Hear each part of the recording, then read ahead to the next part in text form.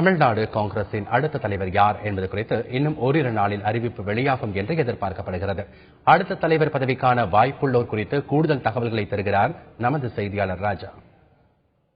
தமிழ்நாடு காங்கிரஸ் கமிட்டியின் தலைவராக இருந்த EVKS இளங்கோவன் ராஜினாமா செய்ததை அடுத்து தற்பொழுது அந்த பதவிக்கான பணிகள் நடந்து வருகின்றன.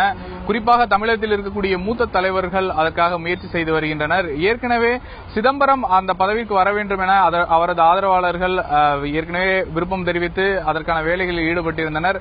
இருப்பினும் இன்று அவர் காங்கிரஸ் கமிட்டியினுடைய தலைவர் சோனியா காந்தி மற்றும் ராகுல் காந்தியை சந்திக்க இருக்கிறார். அப்பொழுது அவரது ஆதரவாளர்களுக்காக அவர் கேட்பார் என தகவல்கள் இருக்கின்றன. அதேபோன்று செல்லக்குமார், அவர் இளைஞர் அணியில் இருந்தவர், அவரும் தற்பொழுது தீவிரமாக பணியாற்றக்கூடிய ஒரு நபர் என்பதால் அவருக்கான வாய்ப்பும் இருப்பதாக பார்க்கப்படுகின்றது.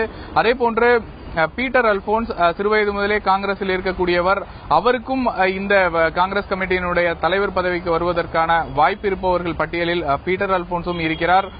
அதேபோன்று திருநாவுக்கரசர் எம்ஜிஆர் காலத்திலிருந்து அரசியலில் இருக்கக்கூடியவர், இதையும் திறம்பட செய்யக்கூடியவர் என்ற அடிப்படையில் அவரது பெயரும் தற்பொழுது இந்த பட்டியலில் இருக்கின்றது. அவரும் இதற்கான முயற்சிகளில் ஈடுபட்டு வருகின்றார்.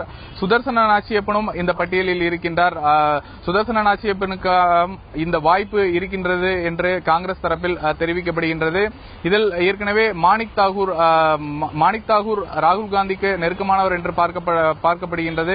அவரது பெயரும் இருப்பதாக தெரிவிக்கப்பட்டாலும் அண்மை கால தகவல் அவர் தனக்கு பதவி வேண்டாம் என்று சொல்லி சுதர்சன நாச்சியப்பனை பரிந்துரைத்ததாகவும் ஒரு தகவல்கள் இருக்கின்றன. இந்த தலைவர்களில் யாரேனும் ஒருவர் தேர்ந்தெடுக்கப்பட வாய்ப்பு இருக்கிறது. அதற்கான அறிவிப்பு இன்னும் ஓரிரு நாட்களில் வரும் என்றும் எதிர்பார்க்கப்படுகிறது. தந்தி டிவி செய்திகளுக்காக ஒளிப்பதிவாளர் கார்த்திக்குடன் ராஜா.